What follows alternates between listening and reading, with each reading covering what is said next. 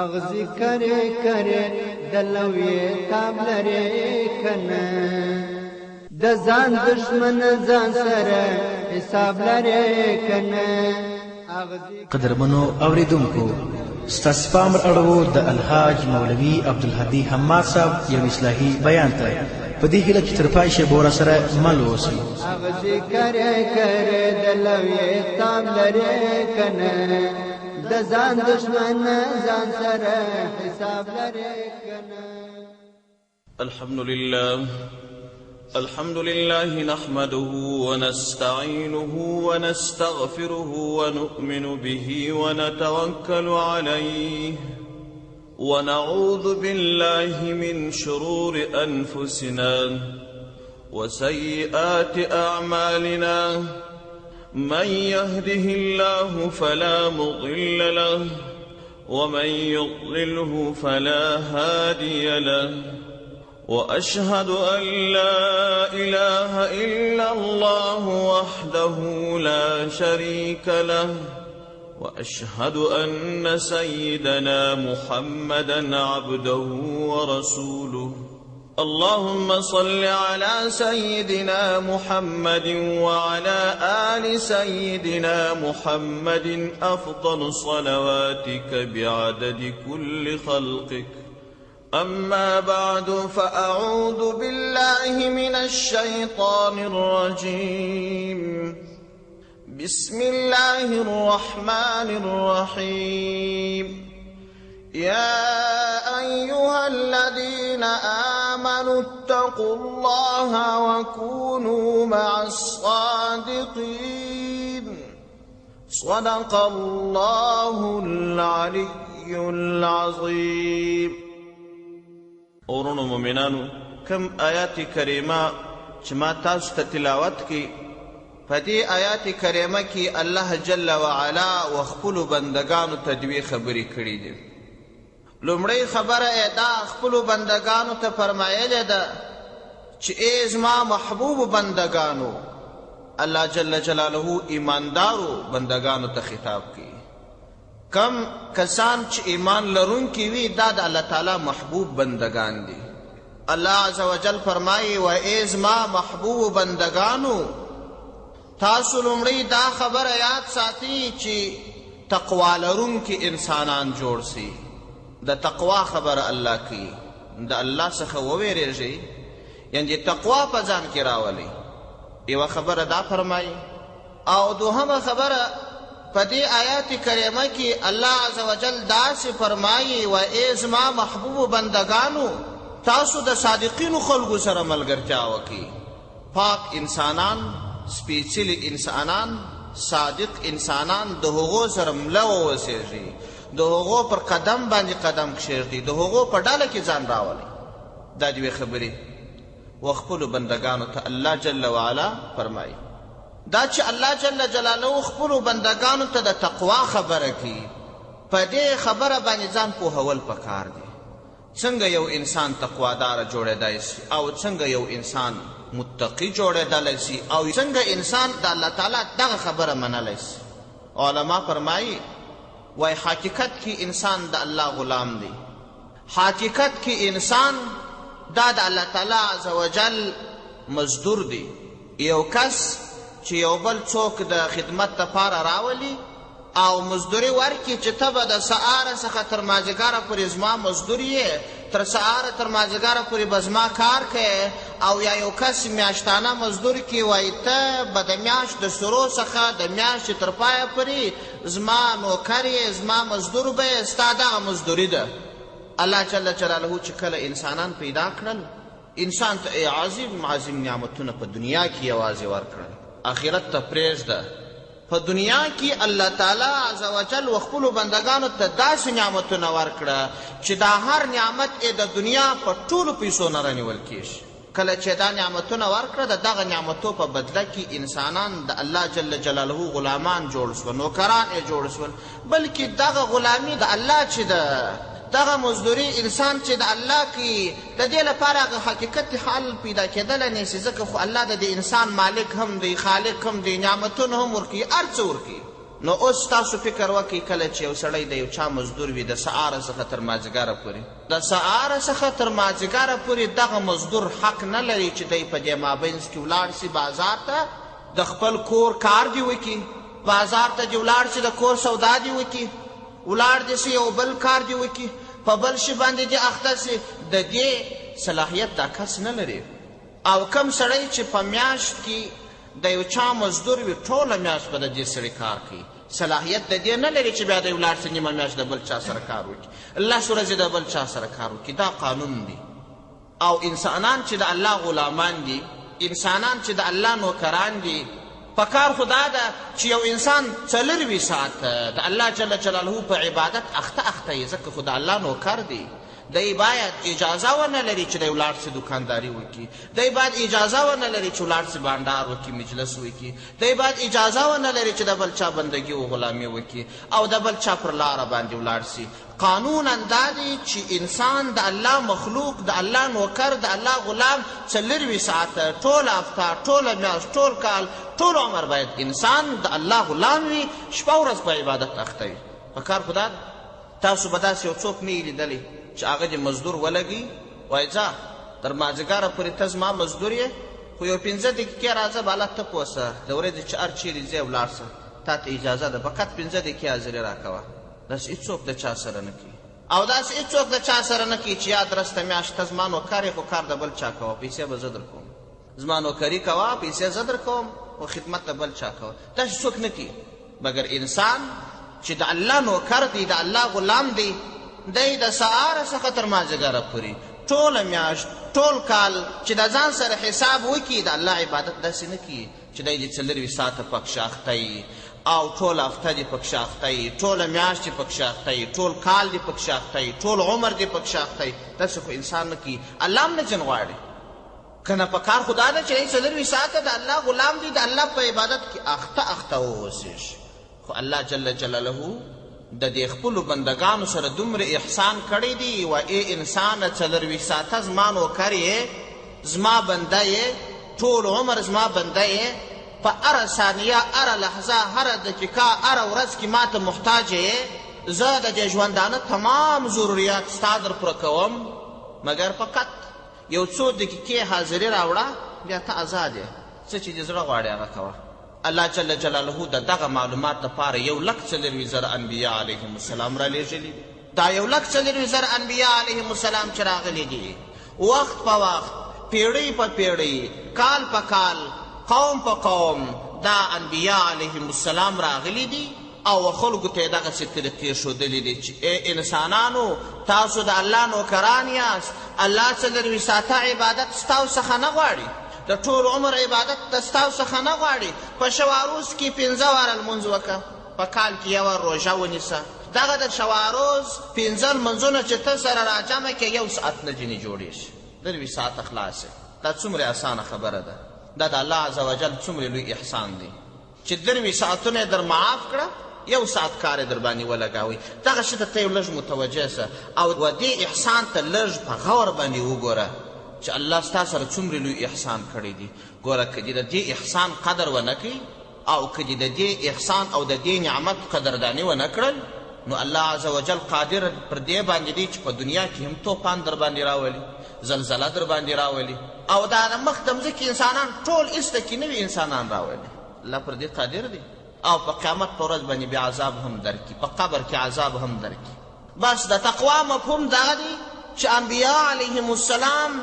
چې تا ته کومه اسانه طریقه راوړې ده د الله د بندګۍ بس هغه نقشه عملي کړه که انبیا علیهم السلام راغلي نه وای او دا انسانان الله تعالی پیدا کړي وای او یو عام اعلان یې ورته کړی وای چې ای زما بندګانو تاسو ما پیدا کړي یاست زه مو خالق یم تاسو مې مخلوق یاست تاسو د الله نوکران یې 4 ساعته به عبادت کوئ که هر انسان یوه دقیقه د الله مخالفت وکړي د الله عذاب ورباندې راځي دا یو قانوني کار و هېچا نه سوه ویلی چې ولي خو د الله نوکر یې الله پیدا کړی الله درته وایي زما مخلوق کې عبادت وکړه زما نوکر یې که نه د نوکري دې باسم غورځوم چې عذاب در کوم سزا در کوم هېچا ډول حق نه درلودی چې 4 ساعته عبادت پر دې بندګانو لازم ګرځولی وای څه حق دې خلکو درلودی چې ولي د الله مخلوق یې الله پیدا کړی د الله نوکر یې 24 ساعت د الله عبادت وکړه خلاص. او دا چې الله تعالی ستا سره احسان وکړي ټول وخت یې پر تا عبادت لازم ونه ګرځاوي، تا ته د استراحت وخت درکړي، د خوب وخت یې درکړي، او تا ته یې د پیسو ګټلو وخت درکړي، تا ته یې د خوراکو د څښاک وخت درکړي، تا ته یې د مجلس کولو، د سیاحت کولو، د تجارت کولو وخت درکړي. دا د الله تعالی احسان دی. دا 23 ساعتونه یې در معاف کړه، په 24 ساعته کې 1 ساعت عبادت در باندې لازم وګرځاوه. الله تعالی عز وجل په خپل عظیم قدرت سره هغه کم شیان چې ستا لپاره ګټه دي هغه یې پیدا کړل، هغه یې درته وښودل چې دا کار کوه، دا کوه، دا کوه، دا مه کوه.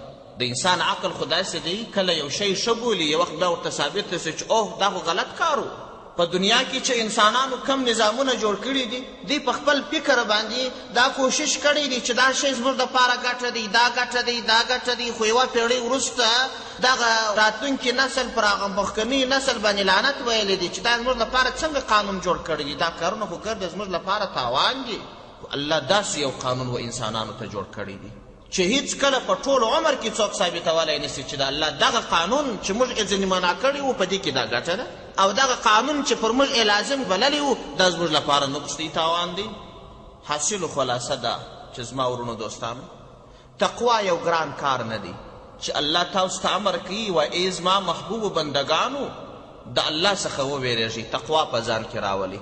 تقوا دا یو بوج نه دی پر تا باندې، یو غم و مصیبت و تکلیف او ستړیا نه ده، دا فقط او فقط د الله تعالی د احسان یو اعلان دی چې تا ته راغلی دی.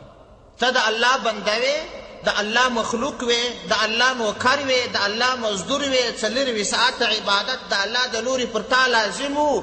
دغه د تقوا اعلان چې راغلی الله درته وفرمیل چې ای زما بنده 24 ساعت سر و کال شپه و ورځ زه ستا څخه خدمت و عبادت نه غواړم، فقط په ورځ او په 24 ساعته کې یو حاضري لګوه، یو ساعت عبادت کوه، او پاته دا نور کارونه چې د کومو شیانو څه مې منع کړی، کوم شیان مې در باندې لازم بللی دي، انسانه دا ستا د ګټې لپاره دي. بس که په خپل خیر و شر پوهېږه نو څه چې الله تا ته منع کړي دي هغه مه کوه، څه چې یې در باندې لازم ګرځولي دي هغه وکړه. یوه خبره خو الله جل جلاله په دغه آیات کریمه کې خپلو بندګانو ته داسې فرمایلې ده، وایي تقوا په ځان کې راولئ. تقوا دا د یو احسان نوم دی، د یو خواخوږۍ نوم دی، بس څه ګران کار نه دی.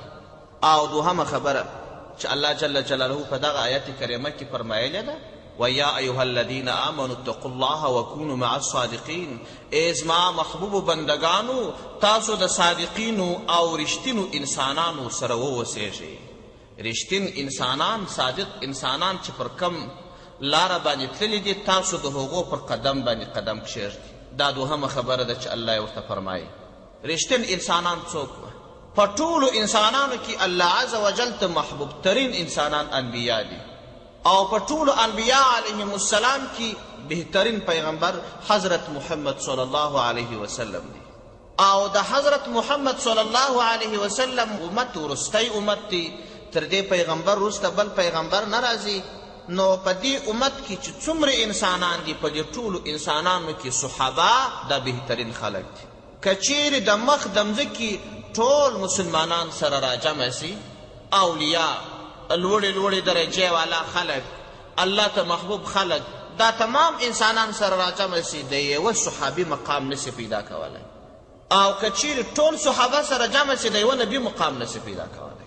نو اولین صادقین انسانان الله ته نږدې انسانان انبیا علیهم السلام دي. د هغه څخه وروسته صحابه دي، تر صحابه وروسته تابعین دي، تر تابعین وروسته تبع تابعین دي، سلسله پر سلسله چې په دې پاکو انسانانو کې څومره د علیه السلام ژوندانه ته نږدې خلک دي هغه بهترین خلک دي. ځکه د پیغمبر صلی الله علیه وسلم مثال د یو روښانه څراغ دی.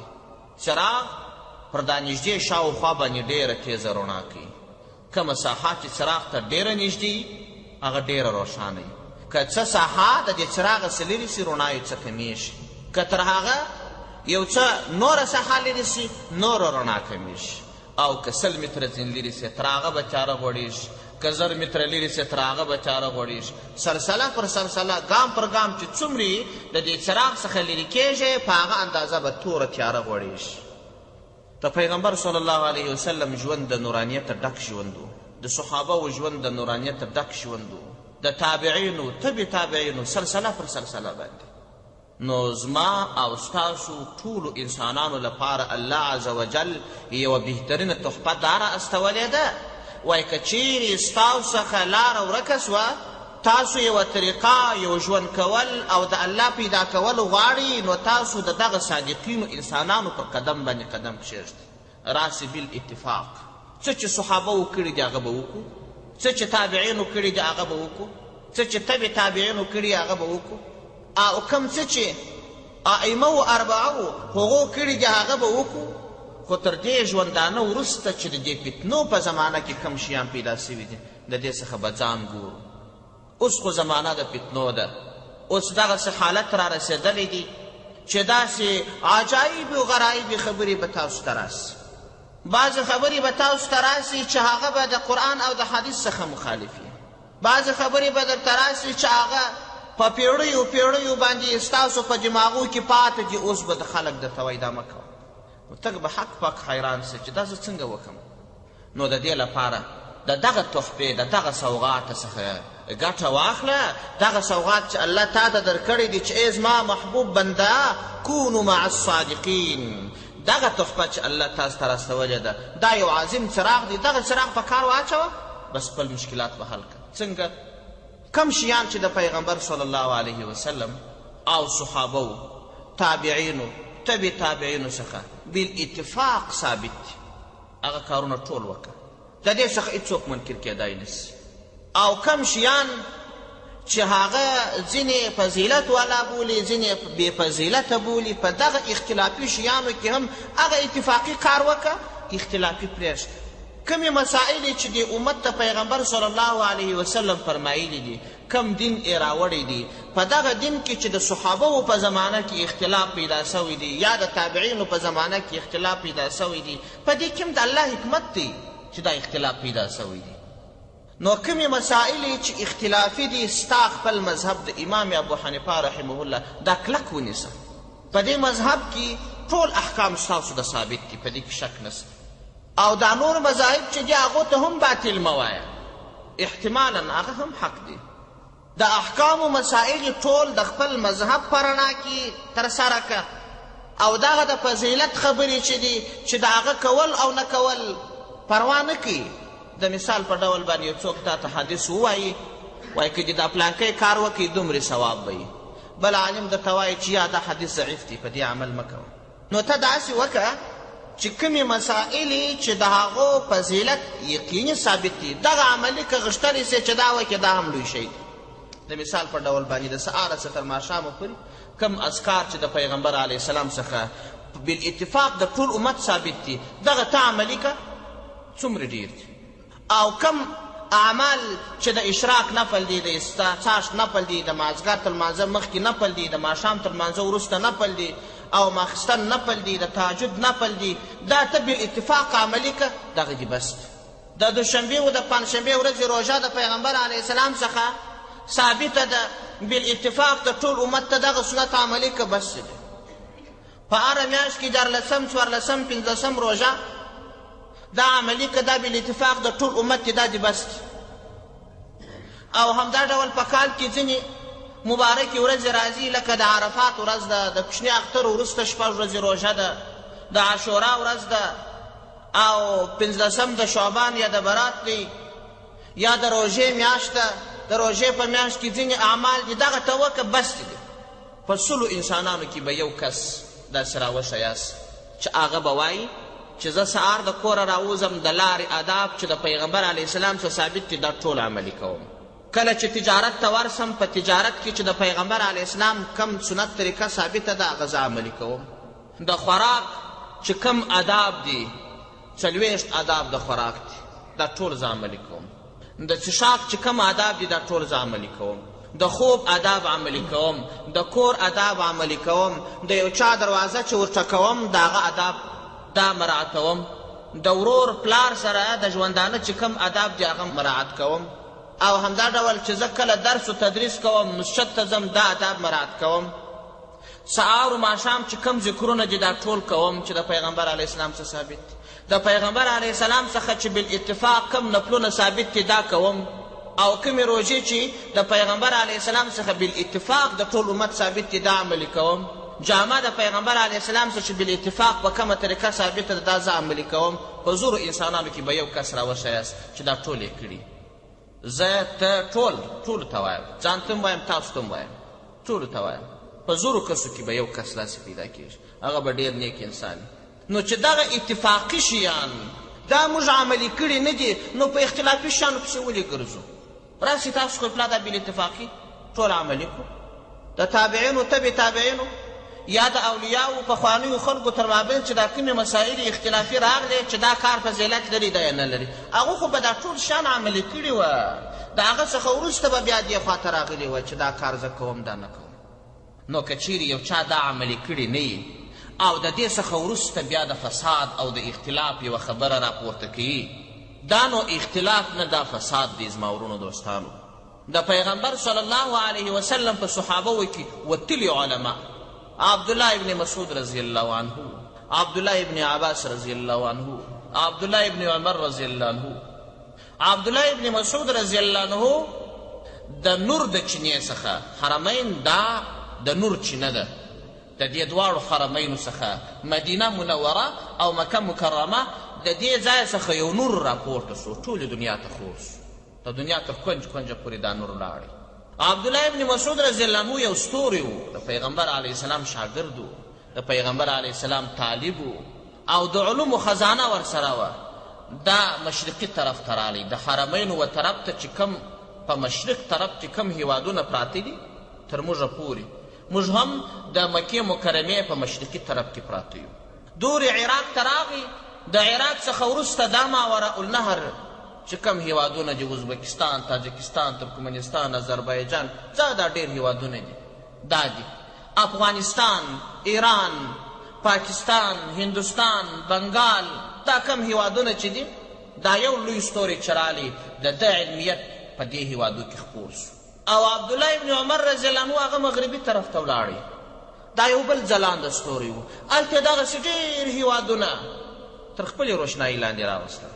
نو دا چې یو نور دې خواته رالی، یو نور خواته رالی، د دې دوو سترو علماو تر مابین چې یوه کومه اختلافي مسله ده، دې طرف ته چې کوم عالم راغلی دی، کوم کسان چې تقلید د ابن مسعود رضی الله عنه کوي، دا ټول برحق دي، په دې کې شک نشته، و دې ټولو ته به الله ثواب ورکوي.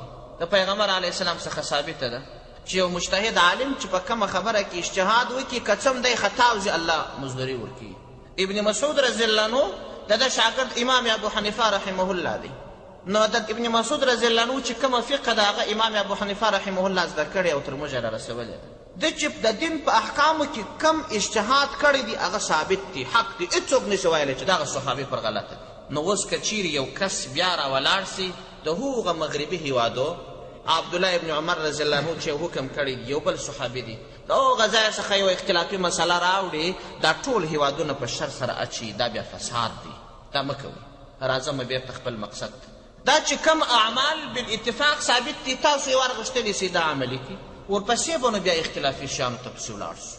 نو په دې لحاظ باندې دغه د محرم الحرام 10 ورځې چې دي، په دې کې څه احادیث بالاتفاق ثابت دي. دغه بالاتفاق یو څو احادیث د دغه ورځو په فضیلت کې راغلي دي، دا به زه تاسو ته ووایم، تاسو یې عملي کړي. اختلافي خبرې په دې ورځو کې ستا اهل تشیع، دا وګورئ څونه ډېر مخلوق دي، بعضې کفار بولي، بعضې مسلمانان بولي، په دې کې بعضې ډلې یو رقم دي، بعضې بل رقم دي. دا اهل تشیع دا پر یوه لاره باندې په دې ورځو کې ځي. خپله په اهل سنت والجماعت یا اهل تسنن په دې کې هم بېلابېلې ډلې دي، بعضې د دې ورځو فضیلت کې داسې اقوال وایي چې د هغه ثبوت چاته نشته. نو تاسو کوشش وکړئ په دې ورځو کې چې کوم اتفاقي احادیث راغلي دي، په دې احادیثو عمل وکړئ، بس اختلافي شیان بلکل پرېږدئ. چې اختلافي شیانو پسې ګرځئ، په دې کې ځان وکډې وکچې لارې او و تاوانونو احتمالي خطرات ته متوجه کوئ. مخکې ما عرض وکړي چې زما ورونو دوستانو دا اتفاقي شیان څومره ډېر دي، دغه به موږ وکړو. یو پلار اختلافي شیان پرېږده، د هغه ګټه و تاوان خو معلوم نه دی، بعضې ګټه بولي، بعضې تاوان بولي، بعضې منع کړي. راسې دا اتفاقي شیان چې د ټول امت ورباندې اتفاق دي، دا به یې وار وکړو.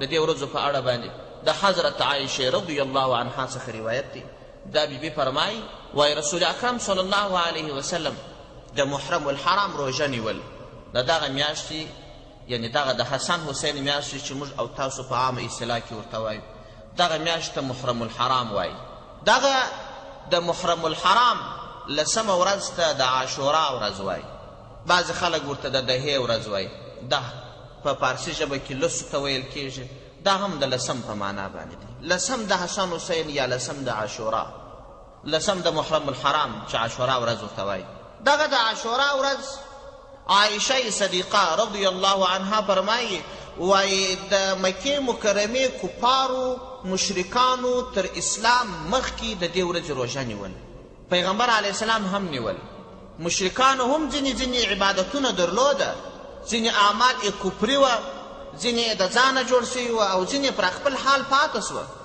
پیغمبر علیه السلام هم د دې ورځې روژه نیول کله چې د اسلام مبارک دین رالی پیغمبر صلی الله علیه وسلم مدینې منورې ته مهاجر سو او بیا یې هم دا روژه نیول نو کله چې د روژې میاشت فرض ول دغه د رمضان المبارک میاشت دا 10 ورځې روژه چې فرض ده دا په مدینه منوره کې فرض سوې ده 18 میاشتې تر هجرت وروسته د دې میاشتې روژه فرض ول تر هجرت مخکې پیغمبر علیه السلام چې په مکه مکرمه کې اوسېدی هلته دا روژه نه وه فرض یوازې د عاشورا ورځ روژه نیول کېدل عایشه صدیقه رضی الله عنها فرمایي وایي پیغمبر علیه السلام و مسلمانانو ورونو ته وفرمایل چې د روژې میاشت خو فرض وه اوس د عاشورا ورځ چې ده که چیرې د چا خوښه وه روژه دې ونیسي الله به ثواب ورکړي او که یې چیرې ونه نیول الله جل جلاله سزا نه ورکوي فرض عمل نه دی په بل روایت کې راځي ابن عباس رضی الله عنه فرمایي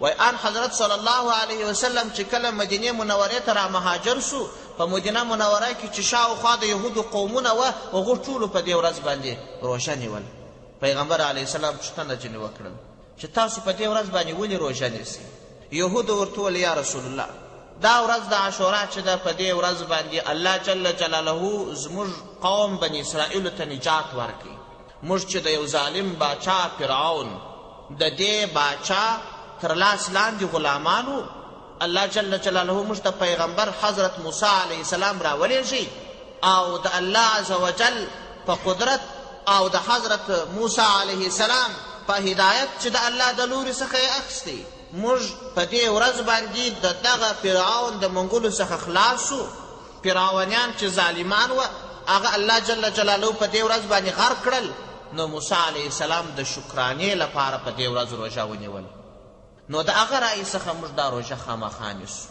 پیغمبر علیه السلام صحابو ته وفرمیل چې تاسو خو په دې کار سره ډېر حقداره یاست تاسو هم د روژه نیسئ نو د دې څخه وروسته صحابو د دې ورځې روژه نیول خو لازمه نه وه فرض نه وه په یو بل حدیث کې چې حضرت علی رضی الله عنه روایت کړی دی حضرت علی رضی الله عنه فرمایي وایي رسول اکرم صلی الله علیه وسلم ته صحابه وویل یا رسول الله په دې ورځ باندې موږ روژه نیسو یهود هم په دې ورځ روژه نیسي دا خو زموږ د یهودو سره تشبیه سوه مسلمانان خو باید د یهودو څخه او د نصاراو څخه مخالفت وکړي دوی هم په دې ورځ روژه نیسي موږ هم په دې ورځ روژه نیسو یا رسول الله دا خو زموږ د دوی تر مابین موافقت رالی او موږ ته پکار ده چې د یهودو څخه مخالفت وکړو پیغمبر صلی الله علیه وسلم وفرمایل چې ښه راتلونکی کال به داسې کوو د نهم روژه به هم نیسو یوم التاسوعه د نهم ورځ روژه به هم ورسره نیسو نهم به هم نیسو لسم به هم نیسو نهم او لسم روژه چې مو دواړه ونیولې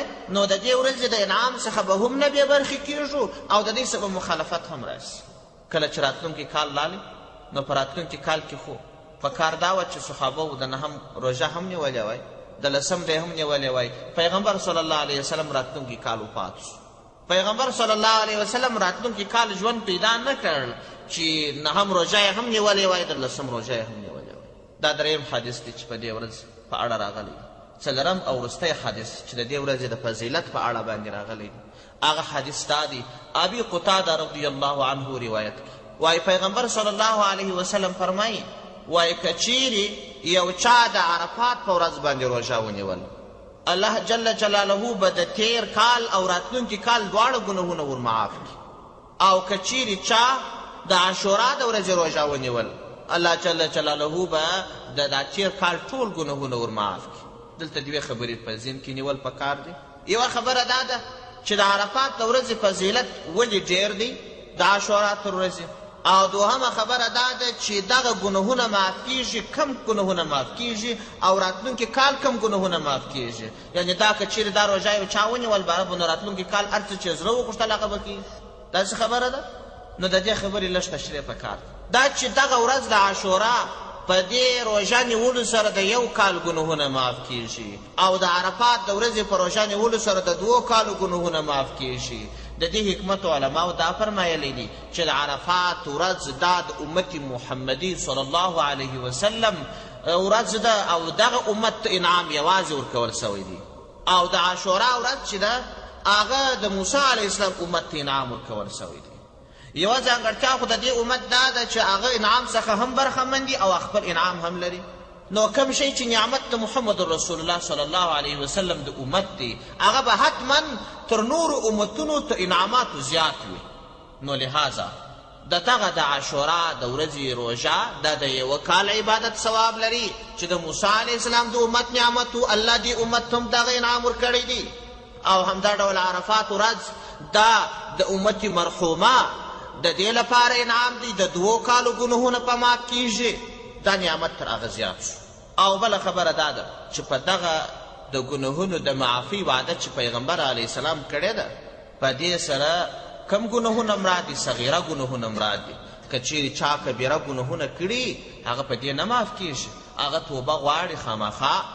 کم صغیره ګناهونه چې په کال په جریان کې یو انسان څخه صادر سوي هغه ټول الله معاف کړي. کبیره ګناهونه هغه ګناهونه دي چې د هغه په اړه باندې په قرآن یا په احادیثو کې وعید بیان سوی، او صغیره ګناهونه هغه دي چې په هغه کې وعید نه راغلی، ښه کار نه وي، جایز کار نه وي، ګناه وي. نو کم صغیره ګناهونه چې په کال کې ستا څخه سوي دي هغه ټول الله در معاف کړي. او د عرفات د ورځې په روژه نیولو سره د راتلونکي کال ټول ګناهونه الله تعالی عز وجل در معاف کړي. صغیره ګناهونه دا د دې ورځې فضیلت دی. نو څوک چې د دې ورځې روژه نیسي هغه لره په کار دا ده چې د 9 روژه دې هم ورسره ونیسي، ځکه د پیغمبر علیه السلام څخه په قول ثابته ده. او که یې چیرې ونه نیسي یوازې روژه ونیسي هم جایز عمل دی. لکه د جمعې د ورځې د یوازې روژه څخه نبي علیه السلام منع کړی ده، وایي تاسو یو بله روژه هم ورسره نیسئ، یوازې د جمعې د ورځې روژه مه نیسئ. دا کار خو جایز دی، هغه ثواب چې د دې ورځې دی هغه خو رالی، مګر د بله اړخه څخه چې مخالفت د یهودو څخه نه رالی، نو بیا په کار دا ده چې د 9 روژه هم ورسره ونیول سي. د 9 روژه او د 10 روژه دواړې نیول دا هغه سنت د پیغمبر علیه السلام دی چې پیغمبر علیه السلام ټول ژوند عمل ورباندې کړی دی. نو د پیغمبر علیه السلام په اطاعت کې د پیغمبر علیه السلام پر قدم قدم ایښودلو باندې د صحابهو پر قدم قدم ایښودلو باندې به مو د الله تعالی عز وجل هغه تحفه قبله کړې چې وکونو مع الصادقین. هغه آیات چې ما تاسو ته ویلي وو دوې خبرې وې، دوهمه خبره دغه وه. دا هغه اتفاقي خبرې دي چې د دې ورځې په اړه باندې ستا، اختلافي خبرې هم زما ورونو دوستانو ستا. بعضې کتابونو د دې ورځې فضایل نور لیکلي دي او د نور اعمالو یادونه یې کړې ده. خو مخکې ما تاسو ته یادونه وکړل چې اتفاقي عملونه دا بیخي ډېر دي چې پر دې باندې د ټول امت اتفاق دی. دغه احادیث چې ما تاسو ته ترجمه کړل پر دې احادیثو باندې د ټول امت د علماو اتفاق دی. هیڅ مذهب که مقلدین دي که غیر مقلدین دي، که احناف دي که شوافی دي که مالکیه دي که حنبلیه دي، ټول اختلاف نه لري. نو داسې اعمال چې د اتفاق ثابت وي یو وار به موږ دا ترسره کړو، که مو ګرده وکړل بیا به ولاړ شو اختلافي شیانو ته. نو دا د دغه ورځې فضیلت دی زما ورونو دوستانو. د دغه ورځې د دې لوی نعمت څخه ځانونه بې برخې کوئ مه. د دې ورځې چې کومه ځانګړتیا ده روژه نیول، دغه روژه ونیسئ، الله عز وجل به ستاسو خطایانې معاف کړي. الله جل جلاله به ډېر ثوابونه تاسو ته ولیکي. الله عز وجل دې موږ او تاسو ټولو ته د عمل کولو توفیق را نصیب کړي، او الله دې مو د اختلافاتو د فسادو فتنو د دې څخه وساتي. وما توفیق الا بالله وعلیه توکلت والیه انیب. نیولې دي چې لاره په سرلۍ په کاڼولې باغوان ته دي د دې عمل جواب لرې که نه؟ د ځان دشمن ځان سره حساب لرې که نه؟ اغزي کرې د لویې تاب لرې که نه؟ د ځان دشمن ځان سره حساب لري کنه هغه ذکر کرے دلوی تاب لري کنه د ځان دشمن ځان سره حساب لري کنه